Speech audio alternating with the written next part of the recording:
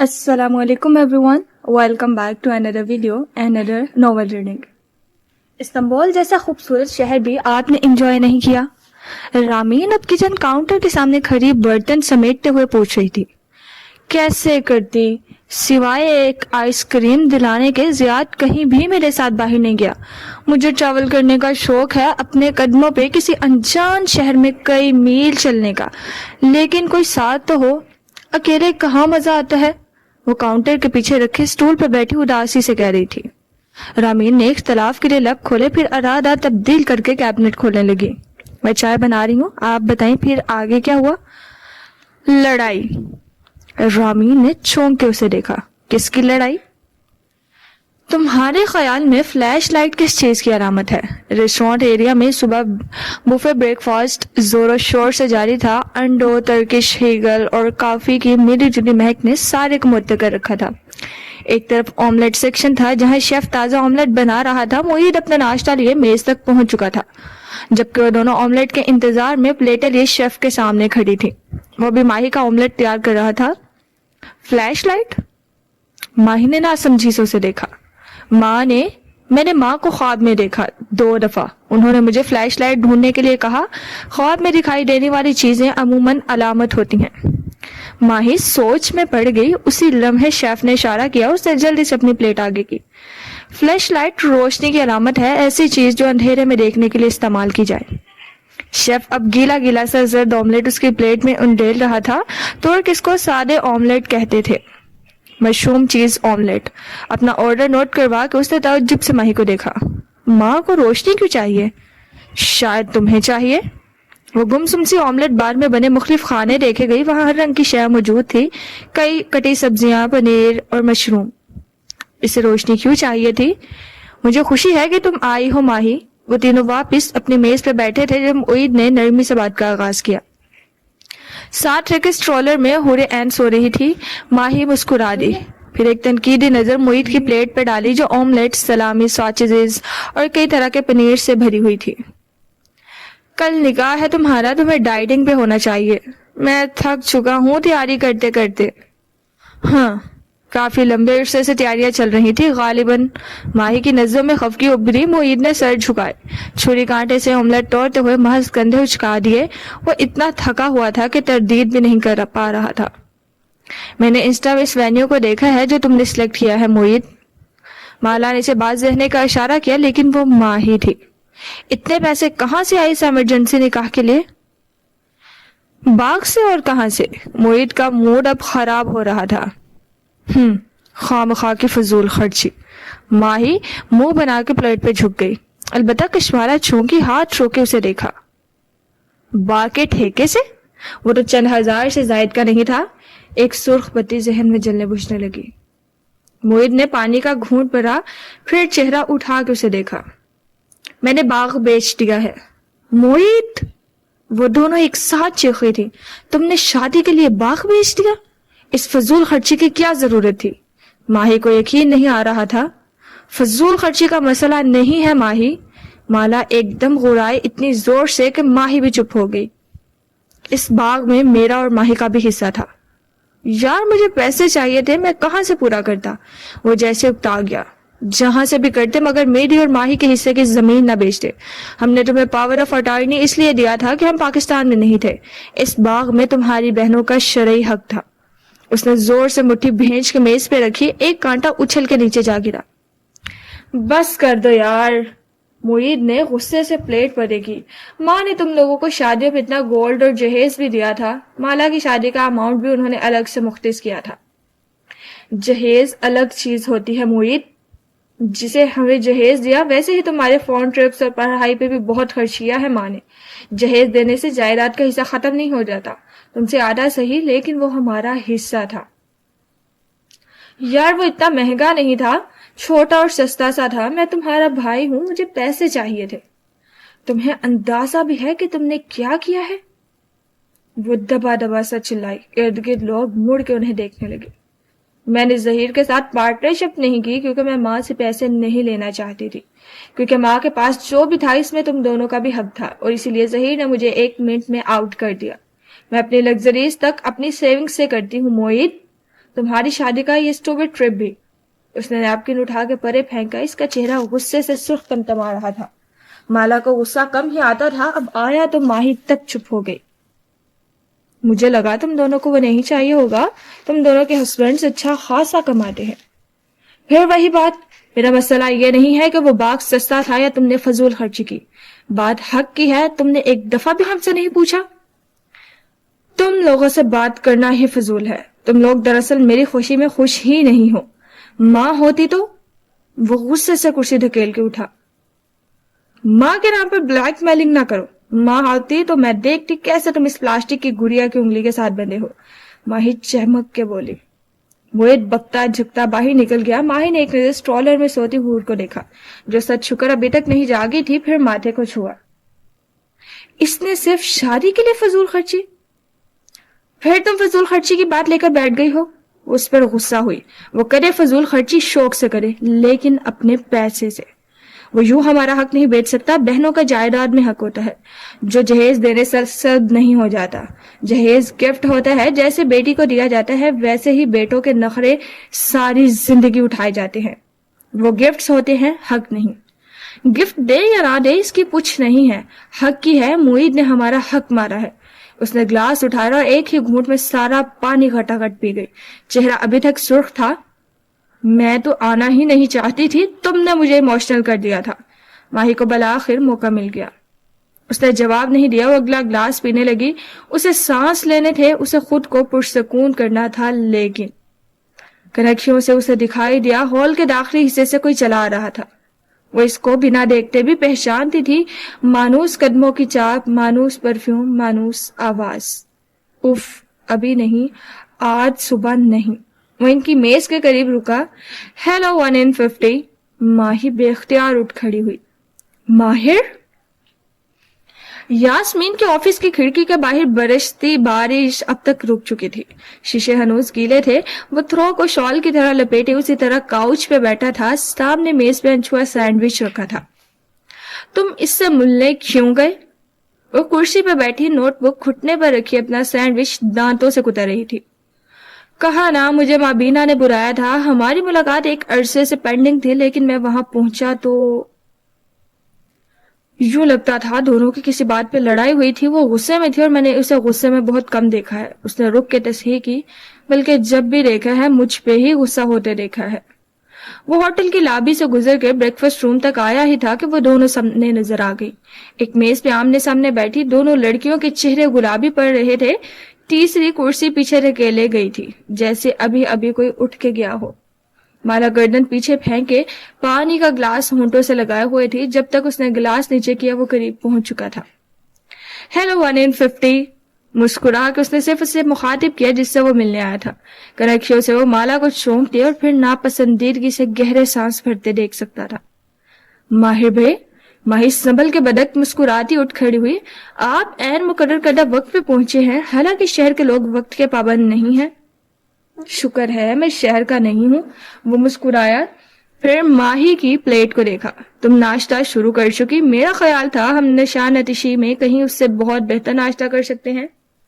اور ابھی اٹھ جائے گی اور تنگ کرے گی، سو ہمیں یہی رہنا ہوگا. ماہی نے بے بسی سے اسٹرالر میں سوئی بچی کو دیکھا. وہ دیکھ سکتا تھا کہ خفا چہرے والی لڑکی اٹھ کھڑی ہوئی تھی. اپنے بیگ اٹھاتے ہوئے اس نے اسپاٹ انداز میں اطلاع دی. میں باہر جا رہی ہوں، اور اس کو دیکھے بنا ساتھ سے گزر کے نکل گئی. زبردست دیکھا فیملی فرینڈ. وہ زیر لب بڑبڑاتے ہوئے گزری تھی. ماہی نے چہرہ اٹھایا. سامنے شیشے کی دیوار میں اس کا عکس دکھائی دے رہا تھا. وہ باہر جا رہی تھی. چہرہ ہنوز غصے سے گلابی تھا اور ماتھے پہ بل تھے.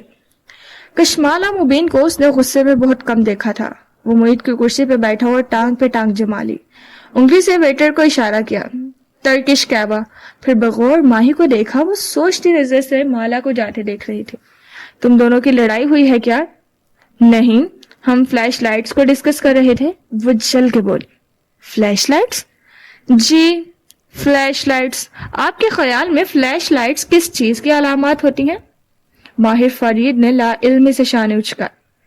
مصنوعی روشنی یہ تب جلائی جاتی ہے جب سارے روشنیاں ختم ہو جائیں. اور آپ نے مالا کو ہیلو تک نہیں بولا، کیوں؟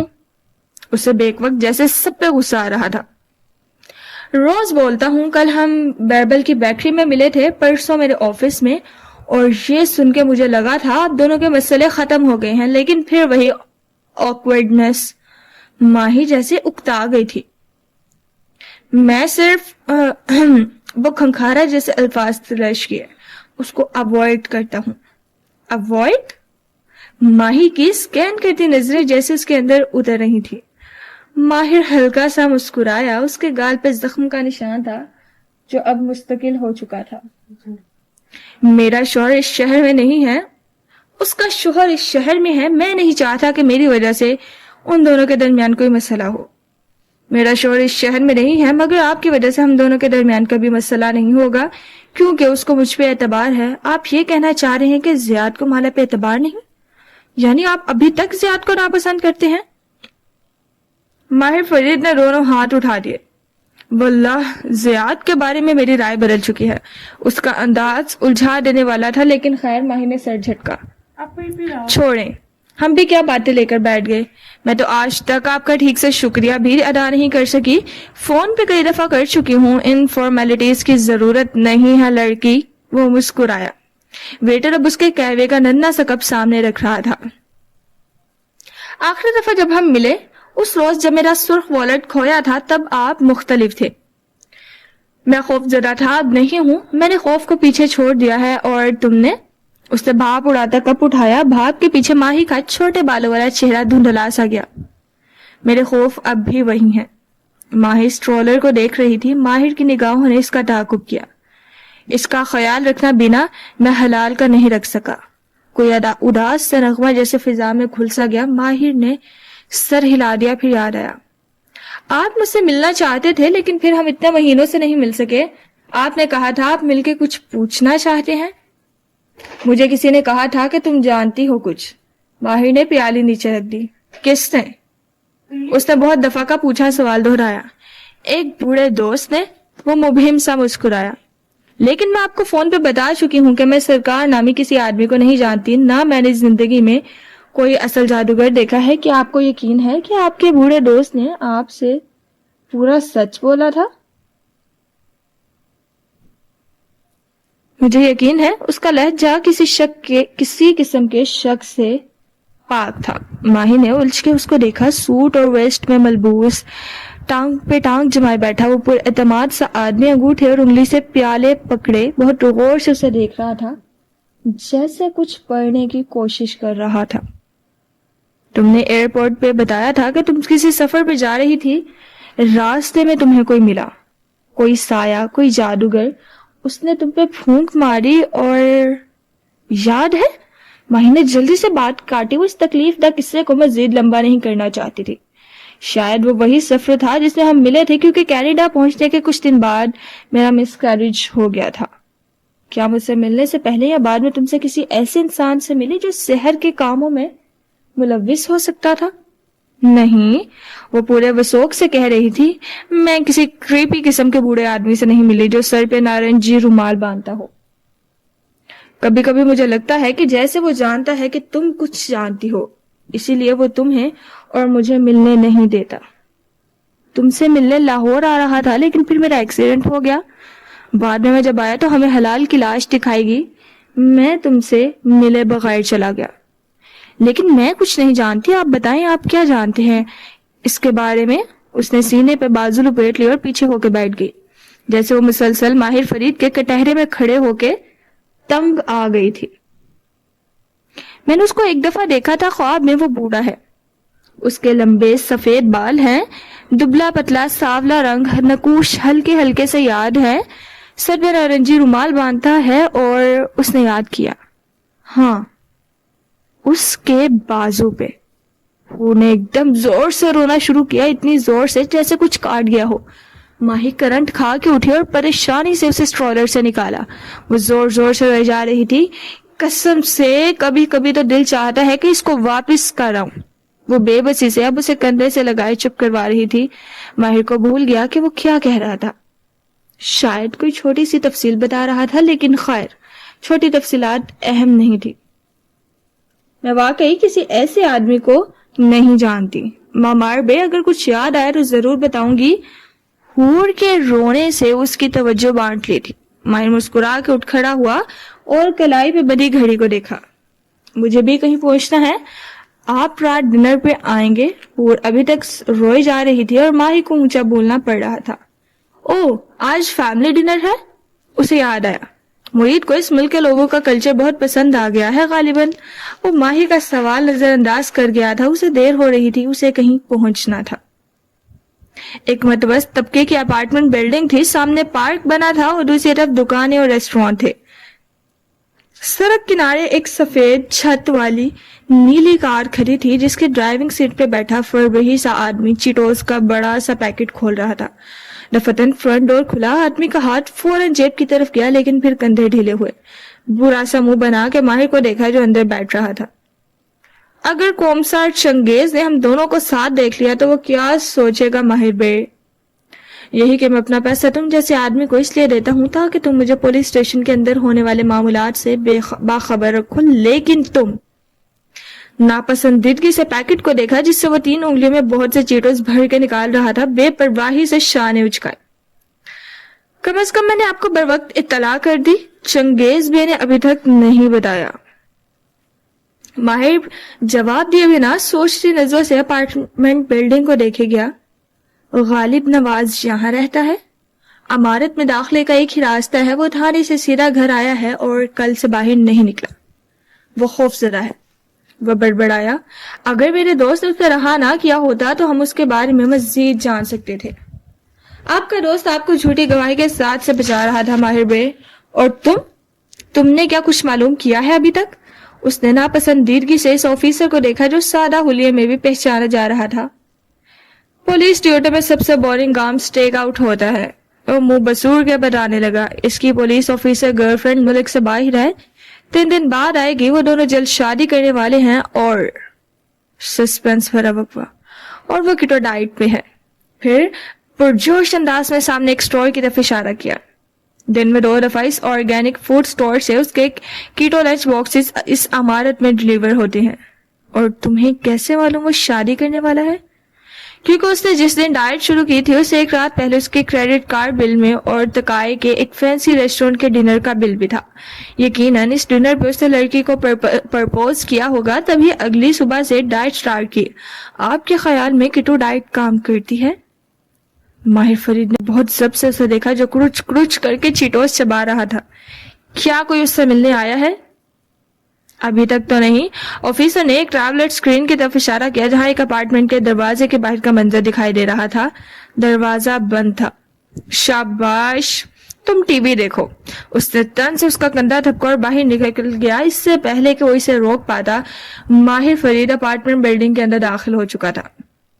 لفٹ سے وہ مطلوبہ فلور پہ اترا تو غالب نواز کے اپارٹمنٹ کے باہر ایک ڈیلیوری بوائے جھک کے لنچ باکس رکھ رہا تھا۔ ماہر ستون کی اوٹ میں ہو گیا۔ ڈیلیوری بوائے نے گھنٹی بجائی اور خود آگے بڑھ گیا۔ دفتن دروازہ کھلا، غالب نواز نے احتیاط سے سر نکالا، دائیں بائیں دیکھا، گردن میں تعویذ کا سیاہ دھاگا دکھائی دیا تھا۔ پھر دروازہ مکمل کھلا اور جھک کے لنچ باکس اٹھایا، 2 بورڈ قریب آتے دکھائی دیے۔ وہ چونک کے سیدھا ہوا، سامنے ماہر فرید کھڑا تھا۔ اس کے ماتھے پہ بل پڑے۔ میں تمہیں نہیں جانتا، نہ میں نے تمہیں ٹکر ماری تھی۔ اگر تم مجھے یوں ہراس کرو گے تو میں تمہارے خلاف پولیس میں شکایت کروں گا۔ غصے سے اس نے دروازہ بند کرنے کی کوشش کی لیکن ماہر نے تیزی سے اپنے بوٹ درمیان میں دے دیا۔ کیا دروازہ توڑو گے؟ توڑ دیتا اگر میری ٹانگ مکمل طور پر صحتیاب ہو چکی ہوتی۔ وہ جیبوں میں ہاتھ ڈالے بوٹ دروازے میں پھنسائے کھڑا تھا، بالکل پرسکون، آواز بھی نارمل تھی۔ کیا چاہتے ہو؟ وہ بھی دروازہ اسی طرح پکڑے کھڑا تھا۔ ادھر ماہر بوٹ نکالے اور ادھر وہ دروازہ بند کرے۔ تم خوفزدہ ہو کیونکہ تم نے اس شہر میں ایک نئی زندگی تعمیر کی ہے، لیکن تمہارا سرکار تمہیں ایسا نہیں کرنے دے گا۔ وہ مسکرایا۔ وہ تمہیں یہ ملک چھوڑ کے کہیں گم ہو جانے کے لیے کہے گا، شاید کہہ چکا ہے، اور اس کی اندھی حقیقت میں تم ایسا ہی کرو گے، لیکن کیا تم اس ملک سے دور جا کے خوش رہو گے؟ ایسا کچھ نہیں ہے۔ میں تمہیں جیل میں نہیں ڈالنا چاہتا غالب نواز، میں صرف چاہتا ہوں کہ تم سچ بولو، مجھے صرف اس کا نام بتا دو، اپنی لڑائی میں خود لڑوں گا۔ غالب نواز کی آنکھوں میں بہت سی تپش لی، اسے دیکھے گیا، بولا کچھ نہیں۔ وہ ایک عام سا جادوگر ہے، اس کے پاس جنات ہیں، انسان نہیں۔ انسان زیادہ خوفزدہ کرنے والی مخلوق ہے، اس کے جنات سے ڈرنا چھوڑ دو، مجھ سے سچ بول دو، میں تمہیں سرکار سے بچا سکتا ہوں۔ اس نے اپنا بوٹ پیچھے کر لیا، وہ درد کرنے لگا تھا۔ کوئی کسی کو نہیں بچا سکتا ماہر بے، وہ چبا چبا کے بولا اور دروازہ زور سے بند کر دیا۔ پہلے لاک لگایا، پھر ڈبل بولٹ، پھر چٹخن۔ وہ سوگواریت سے مسکرا دیا، وہ جنات سے خوفزدہ تھا۔ اس نے افسوس سے سر جھٹکا اور لفٹ کی جانب بڑھ گیا۔ معید نے بہت مایوس کیا ہے مالا، رامین افسوس سے کہہ رہی تھی۔ وہ دونوں واپس صوفوں پہ آن بیٹھی تھی اور چائے کے مگ ہاتھوں میں پکڑے تھے۔ خود میرے اپنے ماموں نے ہماری امی کا حق۔ اس کے زبان کو بریک لگا، مالا کا چہرہ دیکھ کر سنبھلی۔ سوری، ہم آپ کی کہانی سننے کے لیے جمع ہوئے ہیں۔ اب مزید ان کاغذوں کے بارے میں نہیں پوچھ رہی تھی جو لاؤنج کی میز پہ بکھرے ہوئے تھے، وہ مالا کے بتانے کی منتظر تھی۔ کیا معید کی اس حرکت کے بعد آپ نے شادی اٹینڈ کی؟ کشمالہ صوفے پر پیر اوپر کیے بیٹھی تھی، سوال پہ مگ رکھنے کو جھکی تو ڈھیلا جوڑا کھل گیا۔ تمہارے خیال میں مالا نے کیا کیا ہوگا؟ اس نے دونوں ہاتھوں سے بالوں کو سمیٹا اور بے رحمی سے کس کے پونے میں باندھا، انداز میں گلا سا تھا یا اپنے لیے طنز۔ کمرے کی کھڑکیوں سے باہر اترتی شام دکھائی دے رہی تھی۔ مالا پہلے ہی دستک پہ اٹھ کھڑی ہوئی جبکہ ماہر ڈھٹائی سے بیٹھی رہی۔ وہ جانتی تھی باہر کون ہوگا۔ سوری۔ چوکھٹ میں کھڑے معید نے سر اٹھا کے اسے دیکھا، پھر پیچھے بیٹھی ماہی کو۔ میں نے غلط کیا باغ بیچ کر، مجھے ایسا نہیں کرنا چاہیے تھا، آئی ایم سوری۔ مالا نے اس بات میں سر ہلا دیا، میں کچھ ہی عرصے میں تم لوگوں کے حصے کی رقم تمہیں لوٹا دوں گا، اب تم دونوں نیچے آ جاؤ پلیز میرے لیے، فیملی ڈنر ہے اور سب پہنچ چکے ہیں۔ آخر میں اضافہ کیا، تقریباً۔ تمہارے خیال میں وہ سچ میں شرمندہ ہے؟ اس کے جاتے ہی ماہی شروع ہو گئی۔ نہیں، اور نہ ہی وہ کبھی شرمندہ ہوگا، لیکن اس وقت ہمارے پاس اس کو معاف کرنے کے سوا کوئی آپشن بھی نہیں۔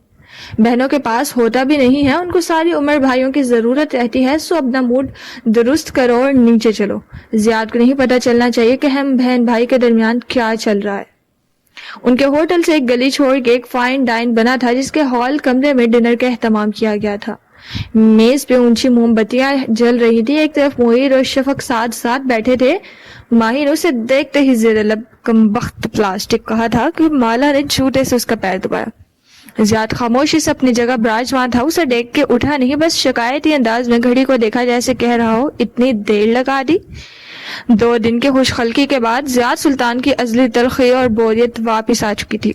اس کے دل کو دھکا سا لگا، کیا یہ اس کی فطرت تھی یا کبیرہ تائی کے جادو تھے؟ ماہی نے سب سے پہلے سربراہی کرسی پہ قبضہ جمایا۔ وہ یوں بیٹھی تھی کہ ایک ہاتھ پہ مالا اور زیاد تھے اور دوسرے پہ معید اور شفق۔ یہ 6 افراد کی ڈائننگ ٹیبل تھی اور ماہی کی سیٹ کی دوسری سربراہی کرسی ہنوز خالی تھی۔ معید نے کہا تھا سب پہنچ گئے تھے تقریباً۔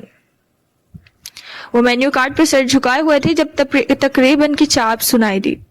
اسے معلوم تھا وہ مدعو تھا، یہ نہیں معلوم تھا کہ وہ آ جائے گا۔ نگاہ اٹھا کے دیکھا اور حلق میں کرواہٹ کھل گئی۔ ماہر فرید سامنے سے چلا آ رہا تھا، سفید شرٹ پہ بھوری ڈنر جیکٹ، جینز اور سفید جوگرز۔ مسکرا کے معید سے مسافر کے لیے ہاتھ بڑھایا جو اسے دیکھتے ہی اٹھ کھڑا ہوا۔ مجھے لگا تم نہیں آؤ گے۔ معید واقعی اس کا ممنون تھا۔ فیملی ڈنر میں کیسے مس کر سکتا ہوں، بالخصوص زیاد صاحب سے ملاقات کا موقع۔ وہ خوشگوار انداز میں کہتا زیاد کی طرف پلٹا، کشمالہ کا سانس تک رک گیا۔ ماہر اس کا کوئی ایکس نہیں تھا جو وہ گلٹی محسوس کرتی، لیکن وہ اپنے شوہر کو جانتی تھی۔ وہ رامین کے شوہر کی اس کے لیے کی گئی تعریف برداشت نہیں کر سکتا تھا۔ ماہر کی موجودگی کو اتنا غیر آرامدہ کر دے گی، اف! اس نے فکر مندی سے زیاد کا چہرہ دیکھا۔ باہر سرد رات گہری ہو رہی تھی، لیکن آفس میں جلتے زرد لیمپ اور ہیٹر کی گرمائش ماحول کو آرامدہ بنا رہے تھے۔ اس کا سینڈوچ ابھی تک میز پہ انچھوا رکھا تھا۔ اس لیے تم اس جمعے تھراپی پہ نہیں آئے؟ تم اس ڈنر پر چلے گئے جہاں جانا ہی نہیں چاہتے تھے، کیوں؟ مجھے غصہ تھا زیاد پر، کشمالہ پر، خود اپنے آپ پر، یا شاید وہ اپنے دشمن کے قریب رہنا چاہتا تھا۔ اس نے سر جھکا کے انگلیاں بالوں میں پھنسائی۔ اور قریب رہ کے تمہیں کیا ملا؟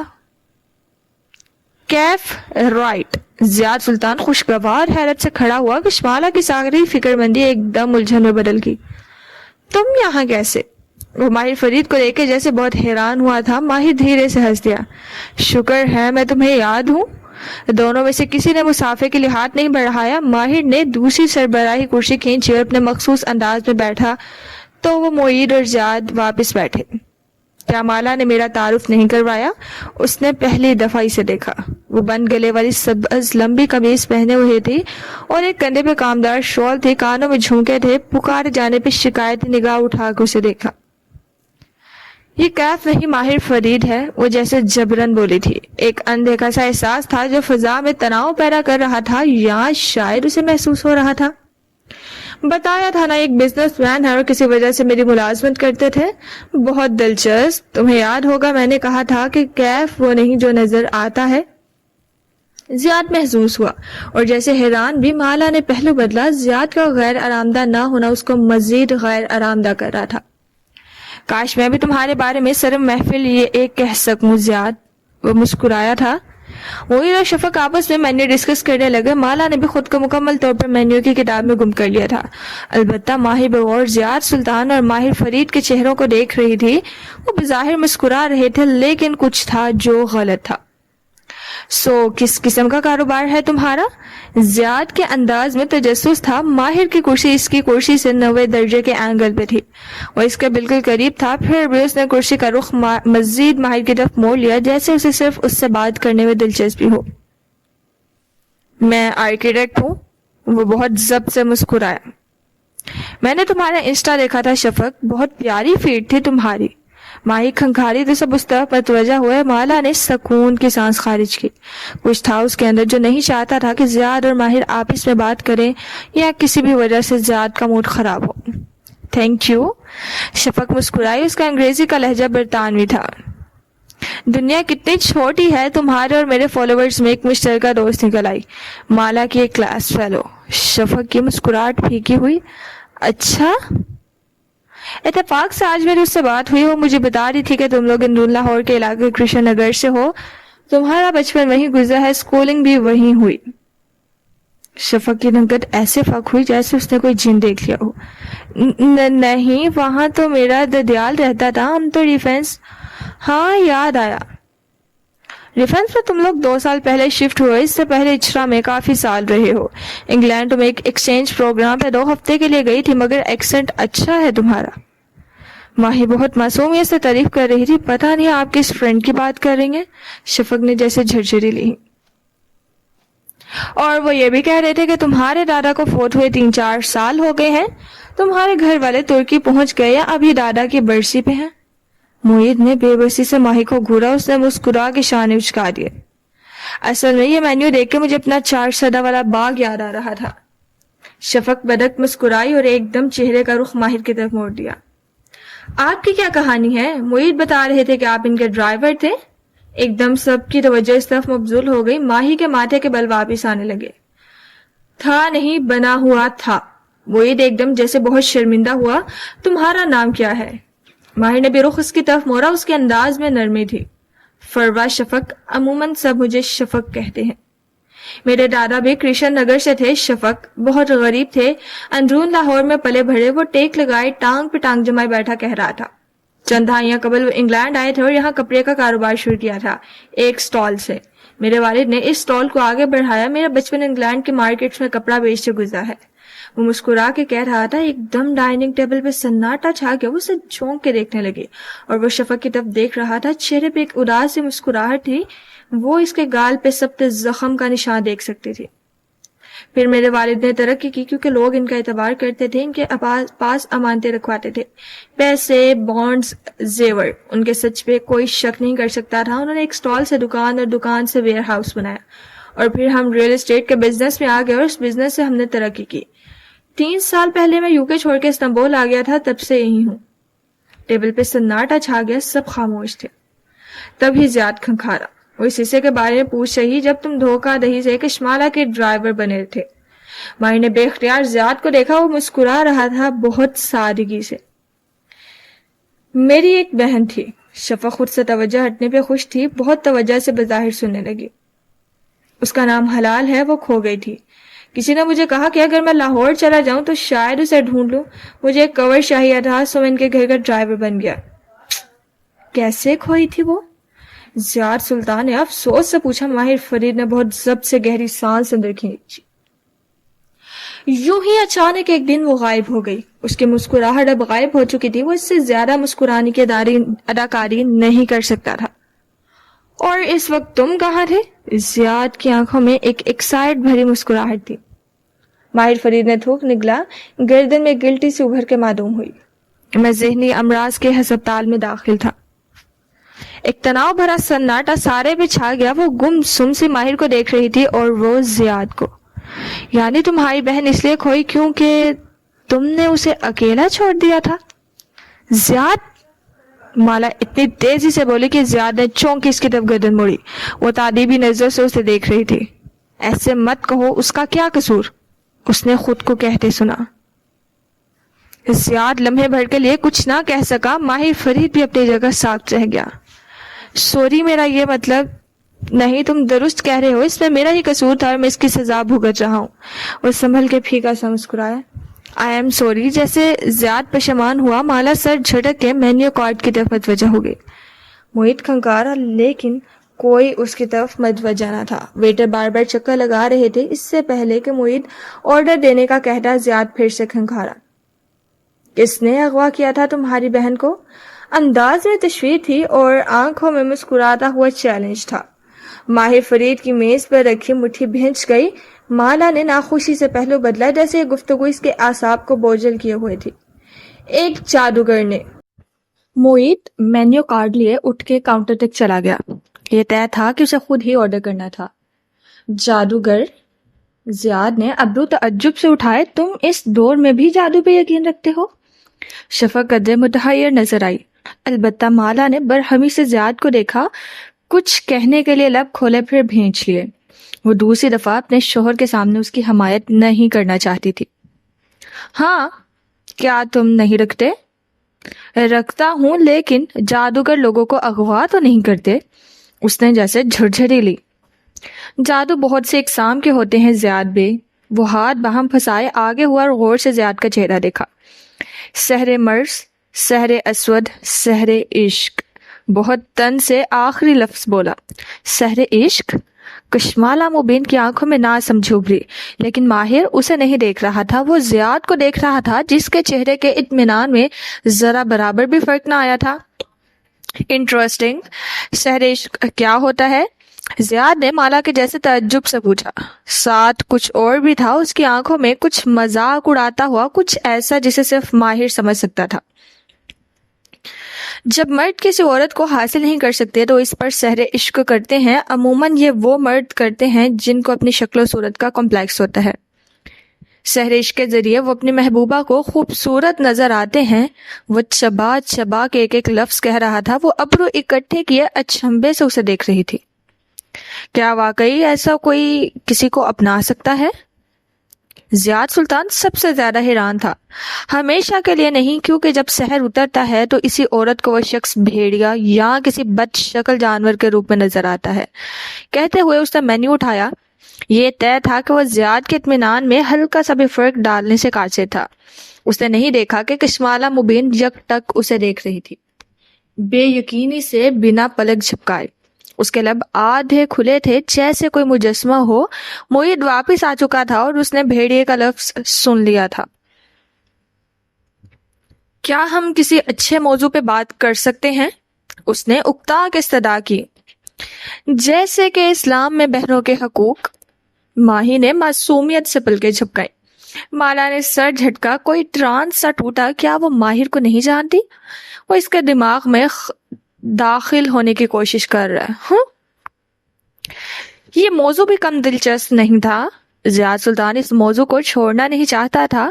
میں اس جادوگر کے بارے میں سننا چاہوں گا۔ ریئلی؟ ماہر نے ابرو اٹھا کے سخت نظر اس پہ ڈالی۔ کیا سننا چاہو گے؟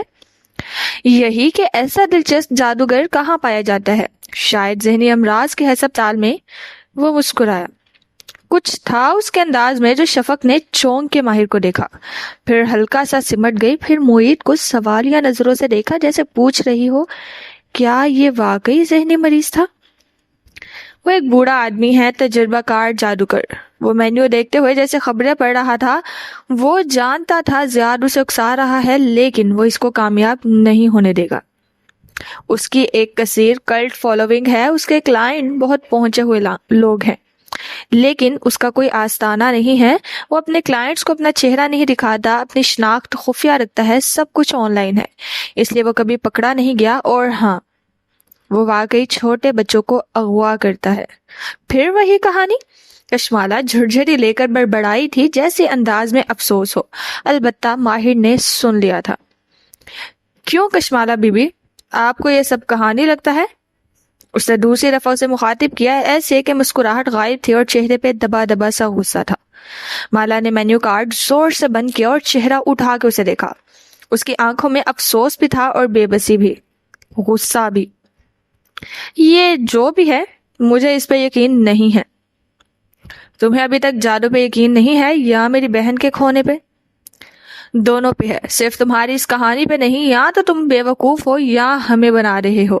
لمحے بھر کو میز پہ بیٹھے تمام افراد ان کے لیے غائب ہو گئے, صرف وہ دونوں وہاں تھے. اور وہ کیسے؟ تم واقعی سمجھتے ہو کہ تمہاری یہ تھیری قابل یقین ہے؟ وہ کوہنیاں میز پہ جمائی پوری طرح اس کی طرف گھوم چکی تھی. بہت دنوں بعد کا غصہ ایک ساتھ نکلا تھا.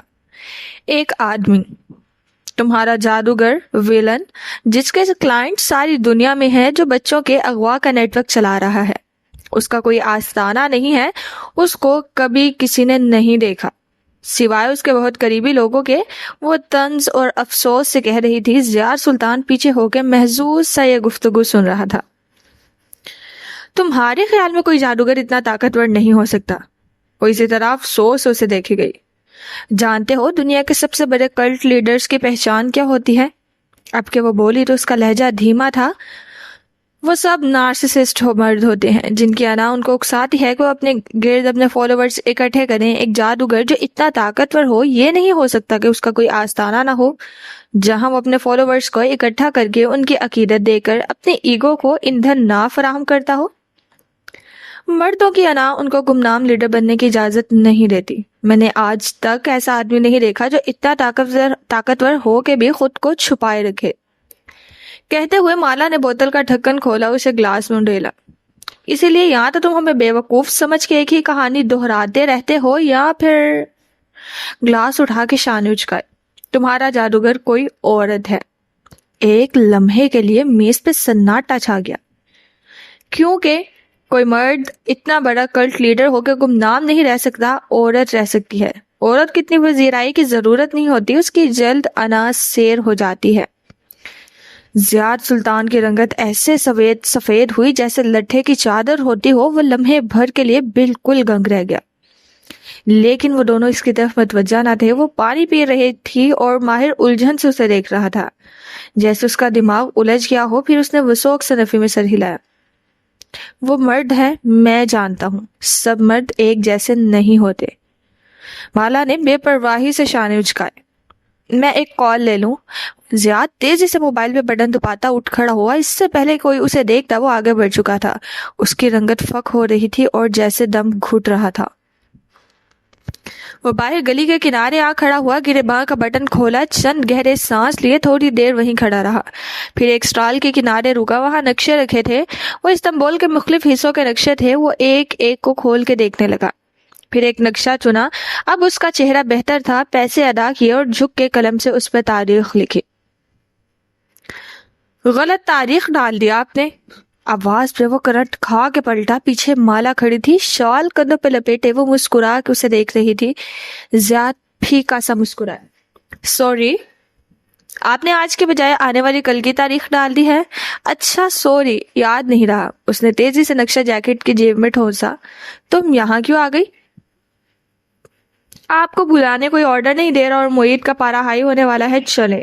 وہ مسکرا کے پوچھ رہی تھی. زیاد پھیکا سا مسکرا دیا. آئی تھنک ہم سب کو ان کے اسٹیک فرائی کرنی چاہیے. میں سب کے لیے آرڈر کرتا ہوں, تم بیٹھو. وہ دونوں اب ساتھ ساتھ واپس آ رہے تھے. ڈنر ٹیبل پہ بیٹھا ماہر فرید اب قدرے گمسم سا تھا. کچھ تھا جو اسے الجھا گیا تھا. اس نے ایک نظر ان دونوں کے ساتھ اندر آتے دیکھا اور پھر معید کی طرف متوجہ ہو گیا.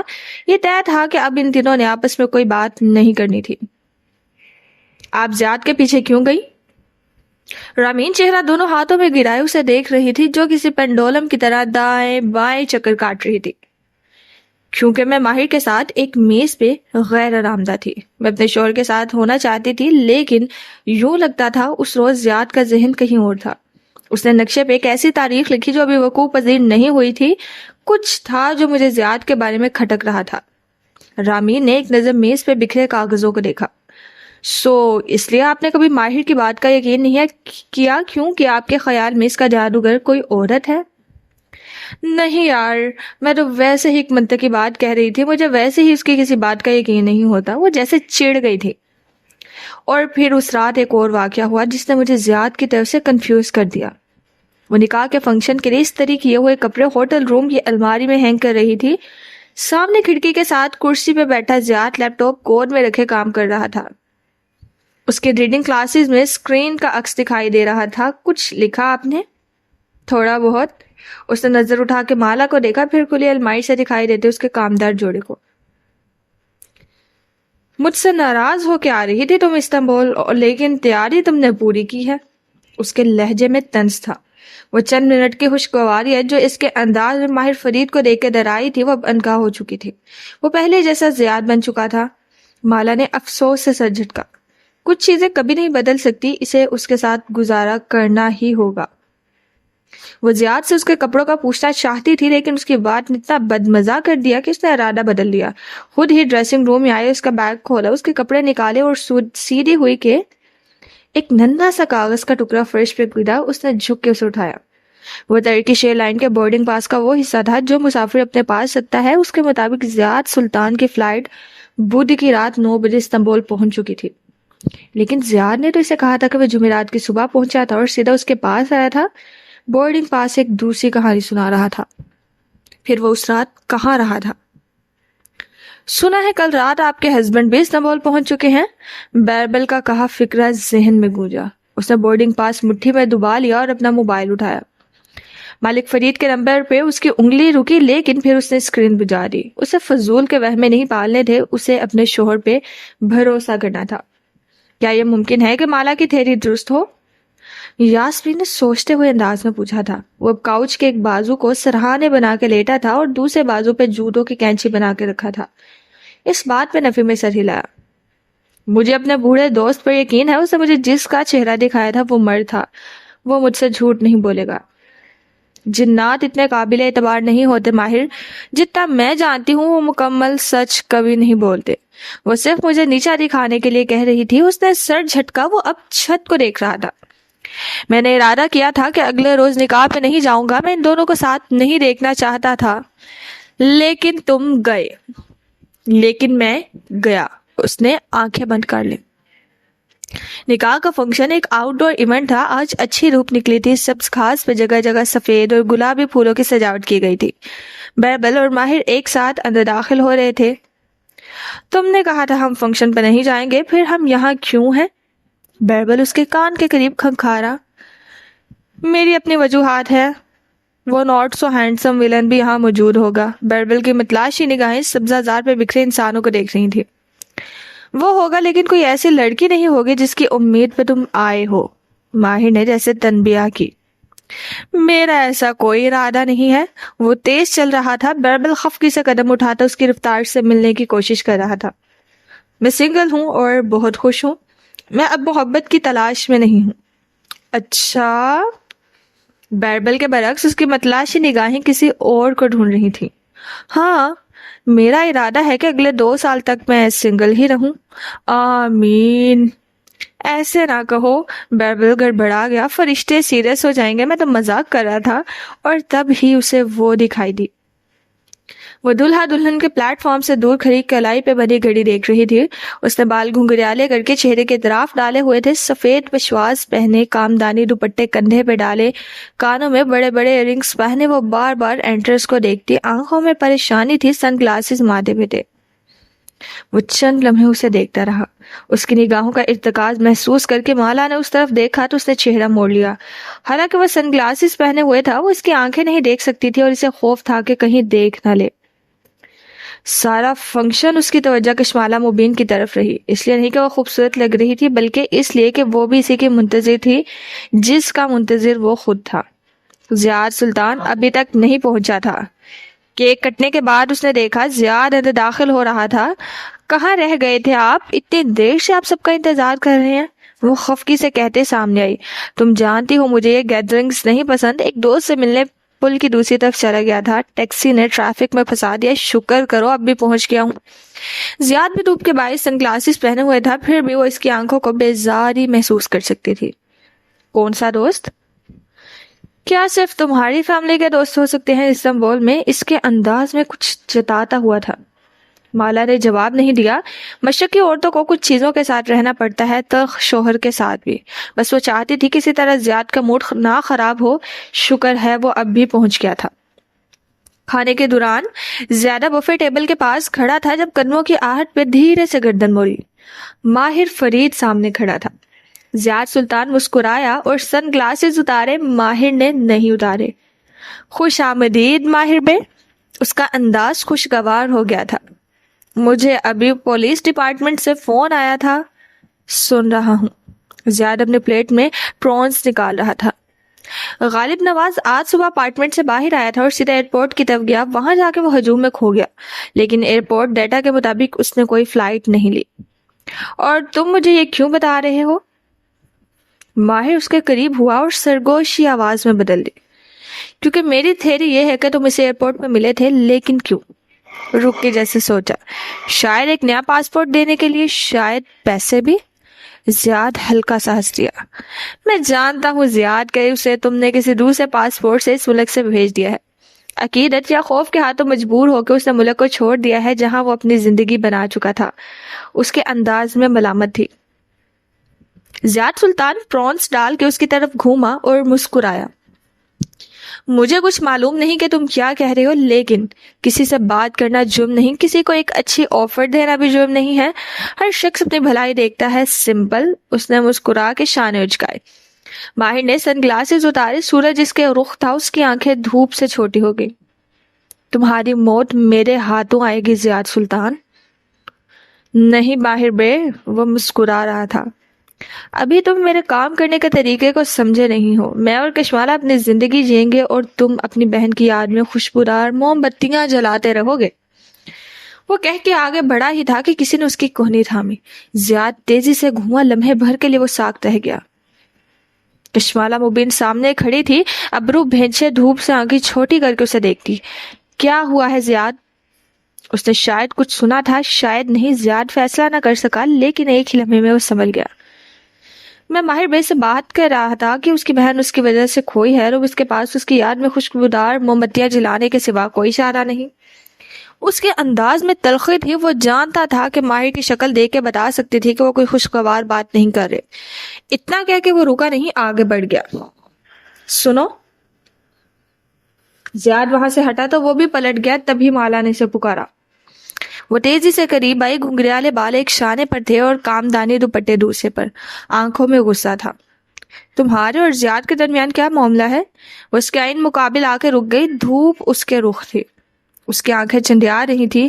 آج وہ ایک طرف نہیں ہوا، جہاں تھا کھڑا رہا۔ اسے اس کی چھاؤں کی ضرورت نہ تھی۔ مجھے نہیں معلوم تم کیا کہہ رہی ہو۔ تم دونوں ایک دوسرے کو جانتے ہو، مجھے ہمیشہ سے یہ لگتا تھا، لیکن تم دونوں اس بات کو چھپا کیوں رہے ہو؟ میں نہیں جانتی تم سبرینا کے بوس تھے اور وہ سبرینا کا منگیتر۔ وہ چند لمحے اسے دیکھے گا، پھر بے نیازی سے شانے چکا دیا۔ کہا نا مجھے نہیں معلوم کہ تم کیا کہہ رہی ہو۔ تم چاہتے کیا ہو؟ وہ جیسے زج ہوئی۔ ماہر نے گہری سانس لی۔ کیا یہ ایسا ہی وقت ہے جب تم مجھے اپنی زندگی سے جانے کو کہو گی اور میں تمہیں کہیں نہیں جانا؟ میں جا رہی ہوں اس شہر سے اور میں شاید تمہیں کبھی دوبارہ نہ دیکھوں۔ وہ تیز تیز کہہ رہی تھی۔ دھوپ سے اس کا چہرہ گلابی ہو رہا تھا۔ لیکن میں اتنا جانتی ہوں کہ تم کچھ جانتے ہو۔ یہ اتنے دن تم بار بار میرے راستے میں اسی لیے آتے تھے کیونکہ تم مجھے کچھ بتانا چاہتے تھے، کچھ ایسا جو میں نہیں جانتی تھی۔ آنسو اس کے پلکوں پہ اٹکے ہوئے تھے۔ نہیں، مجھے نہیں کہنا کچھ۔ اس نے بے تاثر چہرے کے ساتھ نفی میں سر ہلایا۔ میں صرف اپنے بارے میں سوچتا ہوں، اپنے اور حلال کے بارے میں۔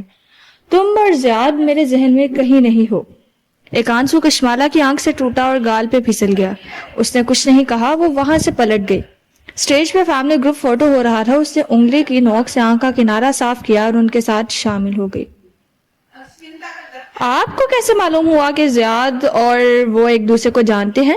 اس نے اتنے ماں میری نوکری کی کبھی خوشبودار موم بتی نہیں جلائی. وہ صوفے پہ بیٹھی گھٹنوں کو سینے سے لگائے سر جھکائے انگلی سے صوفے پہ لکیریں بنا رہی تھی.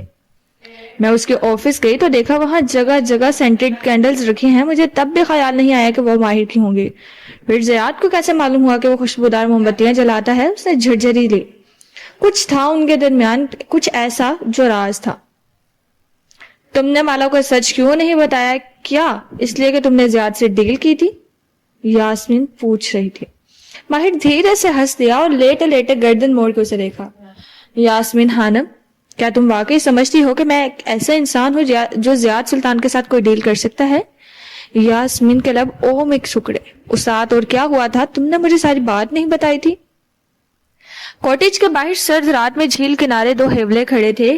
کیا تمہیں یہ ڈیل منظور ہے؟ زیاد سلطان نے مسافے کے لیے ہاتھ بڑھایا. وہ چند لمحے اس کا بڑا ہاتھ دیکھتا رہا, پھر ہلکا سا مسکرایا. جو واحد ڈیل میں تمہارے ساتھ کروں گا زیاد سلطان, وہ یہ ہوگی کہ وہ چند قدم قریب آیا, یہاں تک کہ اس کی سرگوشی بھی زیاد کو سنائی دینے لگی, کہ تمہاری موت میرے ہاتھوں سے آئے گی. کہہ کے وہ پیچھے ہوا. زیاد کا ہاتھ فضا میں گر گیا, چہرہ سپاٹ ہو گیا. میں تمہارے ساتھ کوئی ڈیل نہیں کرنی. مجھے تصدیق چاہیے تھی, وہ مل گئی ہے, حلال زندہ ہے. اور مجھے اس کو تلاش کرنے کے لیے تمہاری مدد نہیں چاہیے, میں اسے خود ڈھونڈ سکتا ہوں. اور رہی کشمالہ, زیاد نے تھوک نگلا, گردن میں گلٹی سے ابھر کے معلوم ہوئی. تو بے فکر رہو, میں اس کو کچھ نہیں بتاؤں گا, نہ بتانے والا تھا, کیونکہ مجھے تم دونوں کی اتنی سے بھی انگلی اور انگوٹھے کے درمیان خلا بنا کے دکھایا. پرواہ نہیں ہے, مجھے صرف حلال کو ڈھونڈنا ہے. میں تمہاری زندگی میں مداخلت نہیں کروں گا. اس ڈیل میں ترمیم کر لو. زیاد بالآخر مسکرایا. تمہاری جان میرے ہاتھوں جائے گی. ماہر فرید کین سے ایک آخری گھونٹ بڑھا, اسے جھیل کی طرف اچھالا اور پی کاپ درست کرتا وہ آگے بڑھ گیا. اوکے, تم نے اس کے ساتھ ڈیل نہیں کی, پھر تم نے مالا کو اس کے شوہر کی اصلیت کیوں نہیں بتائی؟ وہ زور دے کر پوچھ رہی تھی. کیا بتاتا, کوئی ثبوت نہیں تھا میرے پاس, اور وہ کبھی یقین نہ کرتی. کوئی بھی ماہر فرید کا یقین نہیں کرتا. کیا یہ واحد وجہ ہے؟ ماہر نے آنکھیں بند کر لی. وہ دونوں چند لمحے آفس میں چھائی خاموشی سنتے رہے. میں غلط تھا جب میں نے کہا کہ میں چاہتا ہوں کہ وہ اس کو چھوڑ کے میرے پاس واپس آ جائے. میں غلط تھا یاسمین, میں ایسا نہیں چاہتا. میں نے اسے دیکھا تھا ڈنر پہ, اس کی آنکھیں اپنے شوہر کو دیکھ کے چمکتی تھی. یہ سحر نہیں, کوئی سحر ایسا نہیں کر سکتا. وہ خوشی کی خواہش تھی, وہ اس کے ساتھ خوش رہنا چاہتی تھی. وہ اس کی زندگی خراب نہیں کر سکتا. میں نے اسے نہیں روکا, جانے دیا. وہ اسی رات زیاد کے ساتھ واپس جدہ چلی گئی. تم نے اچھا کیا, تم نے کسی عورت کا گھر خراب نہیں کیا. نہیں, میں نے غلطی کی. اس نے آنکھیں کھولی اور سفید چھت کو دیکھا. یاسمین نے الجھ کے اسے دیکھا. تم پچھتا رہے ہو؟ ہاں, کیونکہ تب ایک دوسرا واقعہ پیش نہیں آیا تھا. کیسا واقعہ؟ استنبول سے واپس آنے کے بعد کیا ہوا؟ رامین قدرے بور ہو رہی تھی. وہ ان کاغذوں کی حقیقت جاننا چاہتی تھی, لیکن مالا اسی مضطرب انداز میں دائیں بائیں چکر کاٹ رہی تھی. میں ایئرپورٹ پہ تھی جب مجھے نورا کی ای میل موصول ہوئی. وہ ہینڈ کیری لیے آگے بڑھ رہی تھی جب موبائل تھر تھرایا. اس نے اسکرین روشن کی. پہلے آنکھوں میں حیرت اور پھر مسکراہٹ دوڑ گئی. وہ پرجوش انداز میں ساتھ کھڑے بورڈنگ پاس چیک کرتے زیاد کو ای میل پڑھ کے سنانے لگی. اس نے سے ہاں میں سر جھٹکا, پھر تلخی سے کچھ کہا. مالا کے چہرے کی جوت بجھ گئی. دھیرے سے اس نے موبائل واپس رکھ دیا. نورا مجھے ایک چانس دینا چاہتی تھی. اس نے مجھے ایک ڈیزائن لے آؤٹ بھیجا اور کہا کہ میں اس پر کام کروں, بنا تنخواہ کے, صرف 15 دن کا کام. اگر اسے میرا کام اچھا لگا تو وہ مجھے ہائر کر لے گی. وہ خود بھی ایک بند گلی میں پھنس چکی تھی اور بہت فرسٹریٹڈ لگ رہی تھی. زیاد نے حسب معمول وہی کہا جو وہ ہمیشہ کہتا تھا, چھوٹا سا طنز جو بیوی کا سارا جوش بجھا دے. پھر اسی دن زیاد کی امی کی طبیعت خراب ہو گئی. وہ جلدی میں پاکستان چلا گیا. میں نے چلنے کے لیے کہا لیکن وہ مجھے ساتھ نہیں لے کر گیا. میں پیچھے اکیلی تھی. مس نورا کے پروجیکٹ پہ کام کرتی رہی. اس نے آفس کا دروازہ کھولا تو نورا اپنی سیٹ پہ بیٹھی دکھائی دی. وہ کھنکھارتی ہوئی اندر آئی اور آئی پیڈ اس کے سامنے رکھا. نورا نے اینے کے پیچھے سے ایک اچٹی نگاہ اس پہ ڈالی. تمہاری پریزنٹیشن مکمل ہے؟ جی. آپ نے مجھے جو کنسپٹ دیا تھا میں نے اس پہ 5 مختلف ڈیزائن بنائے ہیں. نورا کے کندھے کے ساتھ جھک کے کھڑی وہ پرجوش انداز میں ایک سلائیڈ آگے کر کے دکھا رہی تھی. چوتھی سلائیڈ پہ نورا نے آئی پیڈ پڑے دھکیرا. یہ کیا ہے کشمالا؟ وہ اکتا گئی تھی. جو ڈیزائن آپ نے کہا تھا اس پر وہ ہکلائی. میں نے ایک ڈیزائن کہا تھا، ایک سادہ ڈیزائن. سادہ ترین جواب بہترین جواب ہوتا ہے کشمالا. تم چیزوں کو پیچیدہ کیوں بنا دیتی ہو؟ نورا اسی تلخی سے کہہ رہی تھی. تم اور میں ایک ساتھ نہیں چل سکیں گے، تم خواہ مخواہ کی باریکیوں میں پڑ جاتی ہو. اس نے ماتھے کو چھوا بھی اس کا بجھتا ہوا چہرہ دیکھ کے آواز دھیمی کی. اگر مجھے کل تک سے ایک سادہ ڈیزائن دے سکتی ہو تو ٹھیک ہے، ورنہ. اس نے کندھے اچکا دیے. سادہ جواب. وہ جہاں تھی وہیں کھڑی رہ گئی. اس کے چہرے کی جوت بجھ. میں چیزوں کی تفصیل میں جا کے ان کو پیچیدہ بنا دیتی ہوں، اس نے خود سے دہرایا. سب سے سادہ جواب کیا تھا؟ اگر تمہیں برا لگا ہے تو نہیں. وہ تیزی سے باہر نکلی. استنبول کی سفید پھولوں والی گلی میں وہ کھڑی تھی. ماں سامنے بیٹھی مسکرا رہی تھی. ان کے ہاتھوں میں سونے کے کنگن تھے. فلیش لائٹ ڈھونڈو مالا. فلیش لائٹس کا مطلب اندھیرے دور کرنا نہیں تھا، وہ کسی چیز کی علامت نہیں تھی. اس سوال کا جواب سب سے سادہ تھا. ماں کی فلیش لائٹس. وہ کوریڈور میں کھڑی تیزی سے فون پہ نمبر ملا رہی تھی. ہیلو باجی. سلیم کی حیرت بھری آواز سنائی دی. ماں کی فلیش لائٹس ہوتی تھی سلیم، یاد ہے؟ وہ بے ترتیب سانسوں کے درمیان پوچھ رہی تھی. وہ ایک ساتھ بہت سی فلیش لائٹس رکھا کرتی تھی تاکہ بجلی جائے تو کام آ سکے. جی، وہ اسٹور میں رکھی تھی. ان کو ڈھونڈو. مالا باجی وہ. سلیم گڑبڑایا. مجھ سے ایک غلطی ہو گیا. فلیش لائٹ کا شاپر میں نے غلطی سے آپ کی جہیز کے سامان کے ساتھ آپ کے سسرال بھیج دیا تھا. واٹ؟ اس کا دماغ بھگ سے اڑ گیا. سوری باجی، میں واپس لینے گیا تھا کیونکہ باجی بڑی باجی کی چیزوں کے بارے میں بہت خبرگیری کرتی ہے، لیکن آپ کی بنگالی ملازمہ نے بتایا کس نے تو وہ شاپر زیاد صاحب کے سامان کے ساتھ بھیج دیا تھا. کہاں بھیج دیا تھا؟ کون سا سامان؟ سعودی عرب بھیجا تھا شپ سے. اب تو اس بات کو کئی ہفتے گزر چکے. اس نے دھیرے سے فون رکھا. وہ ایک دم بالکل گمسم ہو گئی تھی.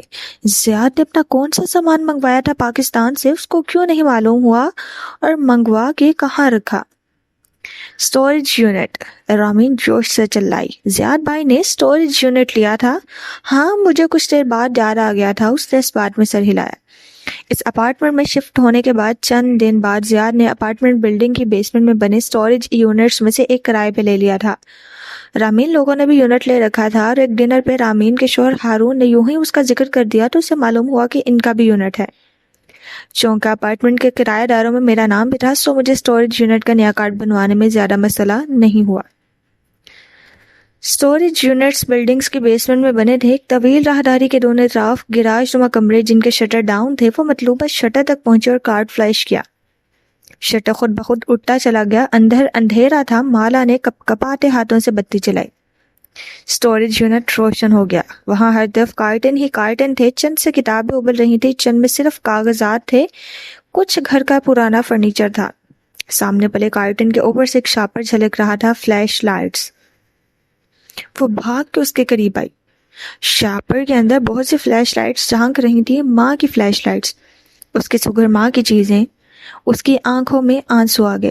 اس نے وہ شاپر اٹھایا اور اسے سینے سے لگایا. ایک آنسو ٹوٹ کے گرا اور گردن پہ پھسل گیا. وہ دروازے کی طرف بڑھی، پھر واپس پلٹی.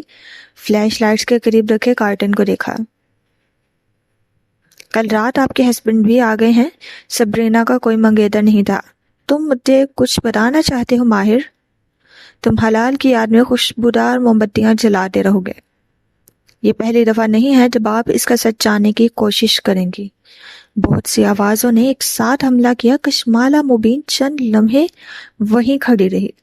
پھر اس نے فلیش لائٹس ایک طرف رکھی اور آگے بڑھی. آج یا کبھی نہیں. اس نے کپ کپاتے ہاتھوں سے وہ کارٹن کھولا. اندر بہت سے روش شدہ نقشے تھے. سب سے اوپر وہی نقشہ تھا جو زیاد سلطان نے ڈنر والی رات خریدا تھا. مالا نے نقشہ کھولا. وہ استنبول کے علاقے بیشکتاش کا نقشہ تھا. اس صبح بیشکتاش میں بنی اپارٹمنٹ بلڈنگ کے قدموں میں کھڑے ایک کارٹ سے وہ فربہا پولیس آفیسر کافی خرید رہا تھا.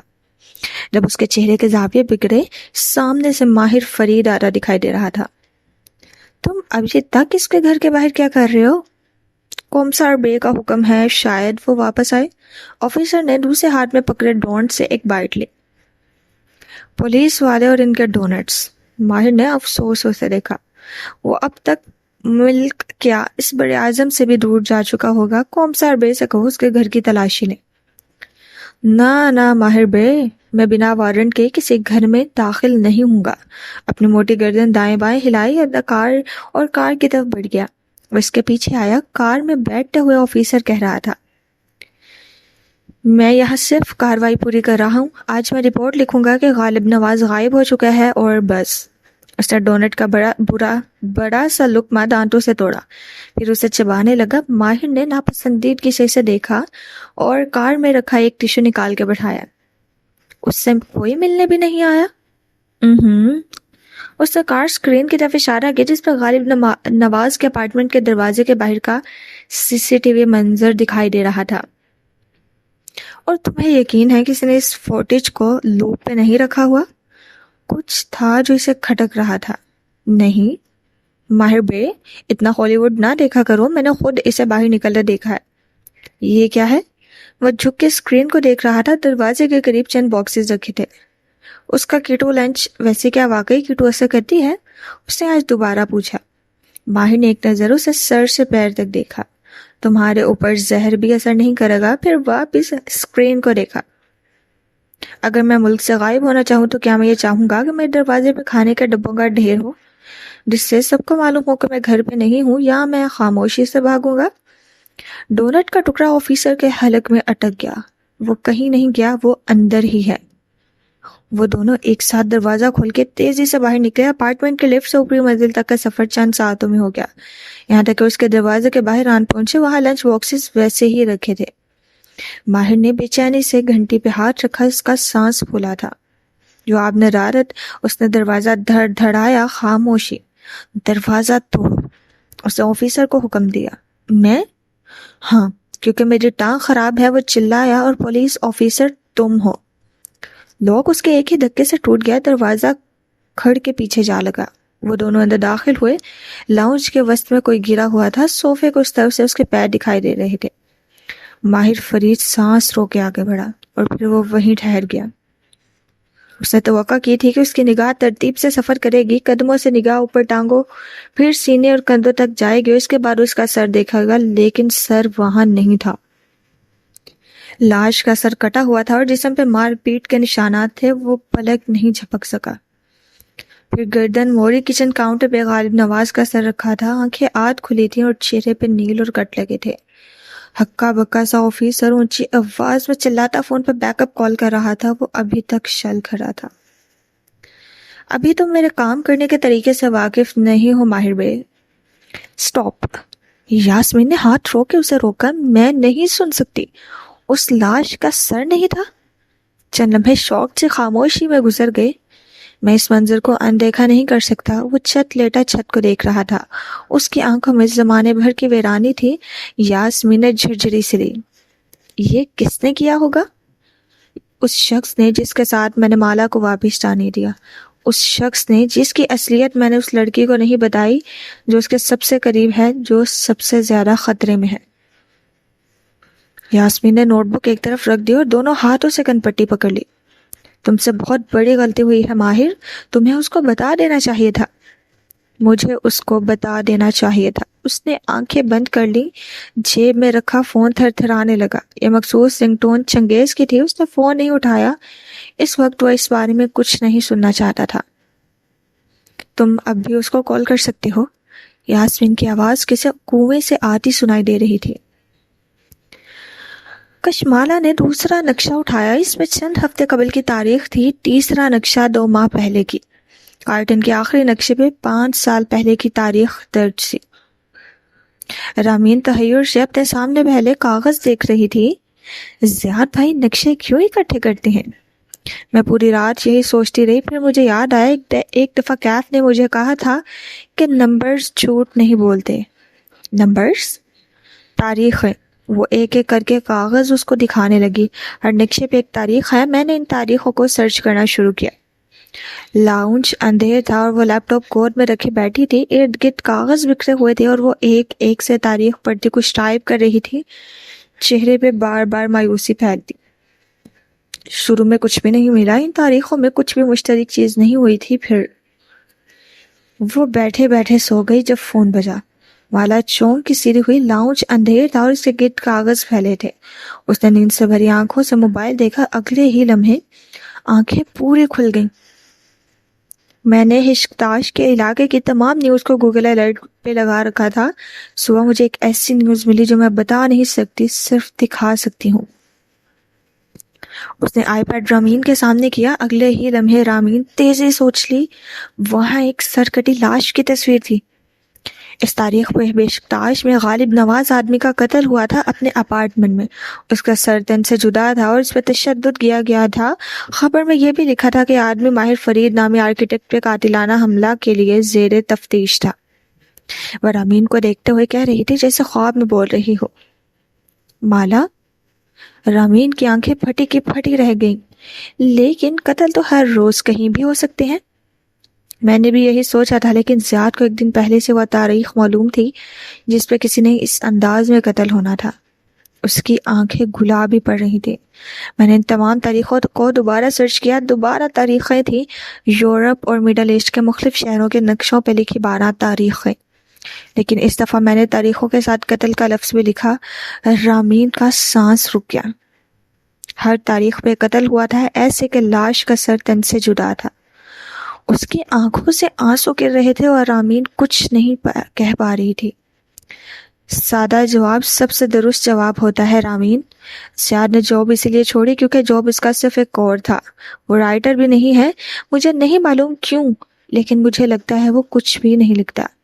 رائٹرز کو ویزے آسانی سے مل جاتے ہیں، اس لیے اس نے اپنی جعلی شناخت بنا رکھی ہے. آپ کا مطلب ہے کہ زیاد میرا شوہر زیاد ایک اسیسن ہے، ایک کرائے کا قاتل. اس نے انگلی سے سینے پہ دستک دی. آنکھوں سے آنسو بہ رہے تھے. میں نے ایک قاتل سے شادی کی ہے رامین، ایک سائیکوپیتھ قاتل سے. اس کی آنکھوں میں بے یقینی تھی، خوف تھا. اس کا رنگ سفید پڑ رہا تھا. میں نے جس شخص سے شادی کی ہے وہ ایک قاتل ہے. رامین بالکل گنگ تھی. میں اس دنیا کی سب سے بے وقوف عورت ہوں. اس نے بال دونوں ہاتھوں میں پکڑ کے سر نیچے گرا لیا. اسی لمحے باہر گھنٹی بجی. پھر دروازہ کھٹکا. کشمالا، دروازہ کھولو. زیاد سلطان کی آواز سنائی دی. وہ دونوں کرنٹ کھا کے اٹھے. رامین کی گود سے سارے نقشے گر گئے. مالا نے خوف سے دروازے کو دیکھا، پھر لاؤنج میں پھیلے پلندے کو. کشمالا. وہ دروازہ بجا رہا تھا اور کشمالا مبین کا سانس رکنے لگا. اسے پہلی دفعہ معلوم ہوا تھا کہ خوف کیا ہوتا ہے. 4 سال قبل شمس ایک بینچ پہ بیٹھا تھا اور سامنے چلتی ٹریفک دیکھ رہا تھا. کچھ سوچ کے اس نے موبائل کان سے لگایا. سبرینا نے میرے ماہر کے گھر جانے پہ بھی پابندی لگا دی ہے. وہ اس کو کسی عالم کے پاس لے کر جاتی ہے جو اس کا علاج کرا رہا ہے. اگر ایسا ہوا تو میں کبھی اس کاروبار پہ قبضہ نہیں کر سکوں گا. یہ وہی لڑکی ہے نا جس نے آصف کو آزاد کروایا تھا؟ جی سرکار. وہ ہچکچایا. آپ نے ایک دفعہ بتایا تھا کہ آپ کے پاس صرف جنات نہیں انسان بھی ہوتے ہیں، ایسے کرائے کے قاتل جو دنیا میں کہیں بھی کسی کو بھی جا کے مار سکتے ہیں. شمس نے کہنا شروع کیا. ہم کچھ کرتے ہیں. میں اس کام کی منہ مانگی قیمت دوں گا. نگینہ بیگم نے مسکرا کے فون رکھا اور دوسرا موبائل اٹھا کے کال میں لائی. جی امی. زیاد کا مصروف سا جواب سنائی دیا. میرے پاس تمہارے لیے ایک کام ہے. شور، نام، ایڈریس اور تصویر. 3 لفظ کہہ کے اس نے کال کاٹ دی تھی. میں نہیں جانتا میں خود کو کیسے معاف کروں گا. میرے پاس موقع تھا، میں اسے بتا سکتا تھا. وہ چٹ لیٹا چھت کو دیکھے وہ کہہ رہا تھا میں معید یا ماہی کو بتا سکتا تھا، لیکن میں نے سوچا سحر عشق ہی صحیح. وہ اتنا برا نہیں ہوگا، کچھ تو اچھا ہوگا اس میں. وہ اس سے محبت کرتا ہوگا، شاید وہ اس کو خوش رکھ سکے. میں نے اسے جانے دیا. میں نے اسے اپنے سامنے ایک قاتل کے ساتھ جانے دیا. یاسمین اب خاموشی سے نوٹس لکھ رہی تھی. وہ استنبول نینی کے پیچھے نہیں آیا تھا. وہ غالب نواز کو مارنے آیا تھا. وہ ہر سراغ بند کرنے آیا تھا. وہ سرکار کا صرف کلائنٹ نہیں، وہ اس کا ذاتی اسیسن ہے جو اس کے کہنے پہ لوگوں کو مار دیتا ہے. جو کام جو وہ جنات سے نہیں کروا سکتا وہ اس انسان سے کرواتا ہے. ایک بات میں سمجھ نہیں سکی، یاسمین کی سوچتی ہوئی آواز سنائی دی، تمہاری ساری کتھا میں زیاد سلطان سب سے پرسکون نظر آیا ہے، حالانکہ اس کو وہ نہیں ملا جس کے لیے وہ اس کاٹیج پہ آیا تھا۔ کیا تمہارے ساتھ ڈیل؟ وہ اس ڈیل کے لیے آیا تھا، لیکن جب تم نے اسے انکار کر دیا تو بھی وہ پرسکون تھا، کیوں؟ اسی پل ڈور بیل کی آواز نے یاسمین کو چکا دیا۔ ایکسکیوز می، وہ گجے حیرت سے اٹھی۔ ماہر نے برا نہیں مانا، وہ اسی طرح چت لیٹا رہا۔ یاسمین باہر چلے گئی، اس کی واپسی چند لمحوں بعد ہی ہو گئی۔ ماہر، چنگیر کی آواز پہ وہ چونکا، تیزی سے سیدھا ہو کے بیٹھا، چہرے پہ ناگواری دوڑی۔ تم یہاں کیوں؟ تم میری کال اٹینڈ نہیں کر رہے تھے؟ اس کے چہرے پہ کچھ تھا جو نارمل نہیں تھا، لہجے کی تکان، آنکھوں کا شکوہ۔ ماہر کی نظر پیچھے گئی، اس کے ساتھ 2 پولیس اہلکار بھی تھے۔ زیاد سلطان کا غالب نواز کے اپارٹمنٹ میں جانے کا کوئی ٹریس نہیں ملا، البتہ چنگیز ملامت بھری نظروں سے اسے دیکھ رہا تھا۔ ماہر بے اختیار کھڑا ہوا۔ تم ابھی میرے کام کرنے کے طریقے سے واقف نہیں ہو، البتہ اس کے اپارٹمنٹ میں کچھ چیزیں ملی ہیں جن پہ تمہاری فنگر پرنٹس ہیں۔ ماہر، چنگیز پڑھ کے سنا رہا تھا۔ ایک سوڈا کا کین۔ کاٹیج میں زیادہ دستانے والے ہاتھ سے سوڈا کا کین اس کی طرف اچھالا، اسے تھام کے ساتھ رکھ دیا۔ ایک لائٹر؟ مجھے اور تمہیں چند باتیں کرنی ہے زیاد سلطان، وہ کہتے ہوئے موم بتی جلا رہا تھا، پھر اس نے لائٹر ایک طرف ڈال دیا۔ ایک سٹک آٹنے والی چھری جس پہ مقتول کا خون ہے۔ اور یہیں پہ ہوتا ہے ہماری کہانی کا ڈی این۔ ہمیں اس ریسٹورینٹ کی سٹرکس ٹرائی کرنی چاہیے۔ میں آرڈر کرتا ہوں اور ایک نیپکن جس پہ تمہارا ڈی این ہے۔ وہ ڈنر کے بعد نیپکن سلب تک تپا کے اٹھا، معید اور شفق کو الوداع کہنے لگا۔ اس کے علاوہ CCTV فوٹیج کے مطابق تم غالب نواز کے اپارٹمنٹ گئے تھے اور دروازے میں اپنا بوٹ اڑا کے تم نے زبردستی اس سے بات کرنے کی کوشش کی تھی۔ واٹ؟ یاسمین نے بے یقینی سے چنگیز کو دیکھا، وہ جہاں تھا وہی کھڑا رہ گیا۔ تم ابھی میرے کام کرنے کے طریقے سے واقف نہیں ہو ماہر بے۔ ماہر علی فرید، تمہیں ہمارے ساتھ تھانے چلنا ہوگا، تمہارے پاس خاموش رہنے کا حق ہے۔ وہ افسوس سے کنپٹی مسلتا آفیسرز کو اشارہ کر رہا تھا، وہ آگے بڑھے، ایک کے ہاتھ میں ہتھکڑی تھی۔ جو کچھ بھی تم اس وقت کہو گے وہ تمہارے خلاف قانون کی عدالت میں پیش کیا جا سکتا ہے۔ ایک آفیسر اس کے حقوق پڑھ کے سنا رہا تھا، دوسرے نے اسے ہاتھ پیچھے باندھنے کا اشارہ کیا۔ تم ابھی میرے کام کرنے کے طریقے سے واقف نہیں ہو ماہر بے۔